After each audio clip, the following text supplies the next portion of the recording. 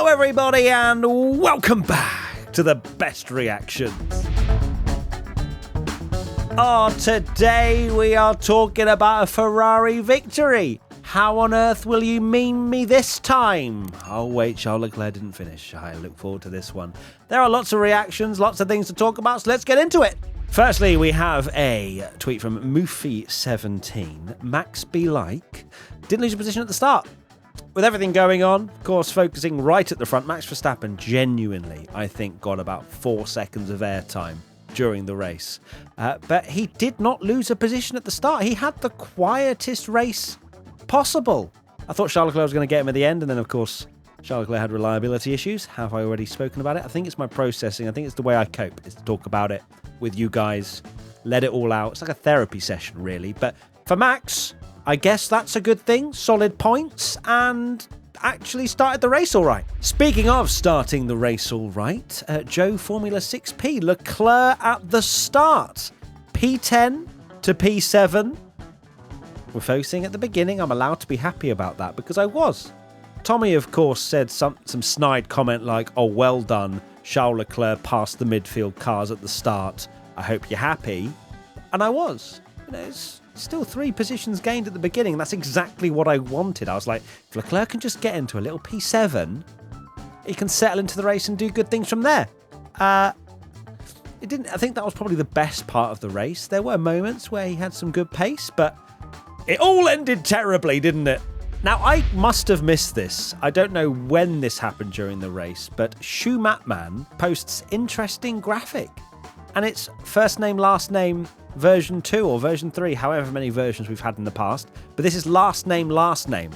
Last name 1, last name 2, 0 to a 200 title.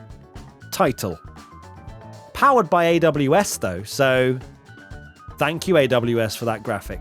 Oh, here we go, Mr. Bear 15. Seeing Leclerc almost crashing into Piastri. Now, I thought this was going to be the worst point of the race for me. But of course, I actually forgot about this with everything that had happened at the end. But Leclerc was so close to sending Piastri into another dimension into turn 1. I don't know what was going on because it was a missing of a braking point by quite a substantial margin. And Oscar Piastri must have seen, just in his mirrors, just red come out of nowhere and miss him so marginally. So Leclerc was lucky with that one, because had he smashed Piastri off and then been out of the race himself, then he would have served the penalty in Austria. And this is a great GIF to basically summarise what it looked like, and it's from Starweaver 1999. Leclerc just missing Hadjar's rear. Hadjar? Did he miss Hadjar's rear as well, or have I completely forgotten this? Because I'm pretty sure it was Piastri. Lexicon 2801, a slight contrast in tyre degradation compared to Monaco. Yeah, just a little bit. Like, Pirelli didn't do anything too insane. They just went one step softer. They had the mid-range of the C2, C3, C4 Pirelli tyres. But combine that with 32-degree heats, and you get full disintegration of the tyres, which sometimes works, sometimes doesn't.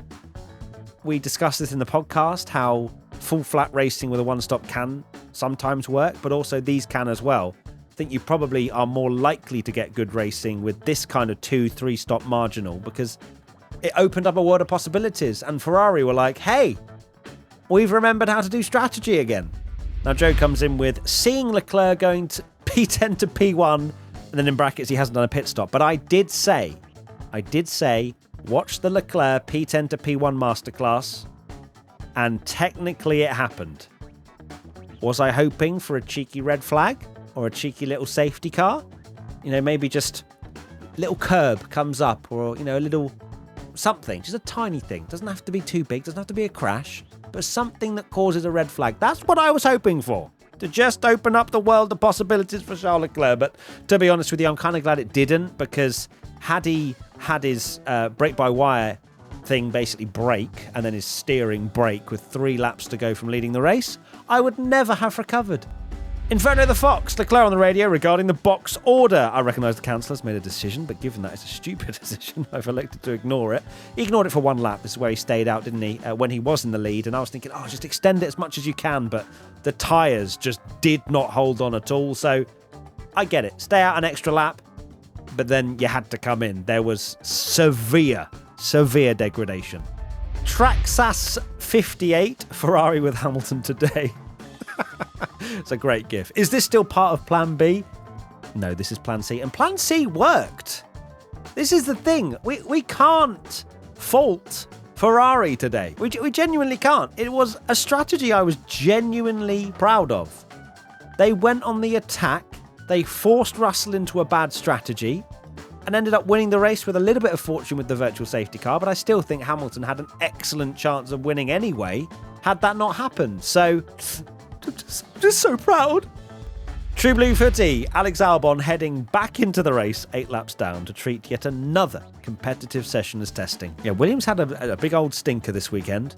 The car can't hide around Barcelona, and my God, Williams did not hide. They tried to hide by being 8 laps down. I will defend James Vowles, Daddy Vowles, as we call him on the podcast, to the ends of the earth.